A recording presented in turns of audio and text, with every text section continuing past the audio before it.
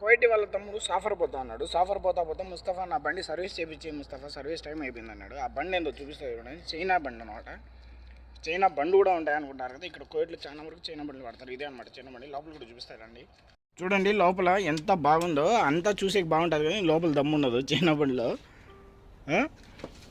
Start చేద్దాం. Bismillah.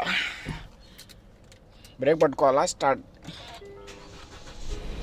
Features అయితే భయంకరంగా ఉన్నాయి బండిలో, కానీ ఏముండదు ఈ బండ్లో అంతా డొల్ల. సర్వీస్ సెంటర్కి వెళ్ళిపోదాం పదండి. ఇంకా నెక్స్ట్ బండి అయితే 120 దాటేదానికి ముక్కుతుంది దీని అమ్మ జీవితం బండి.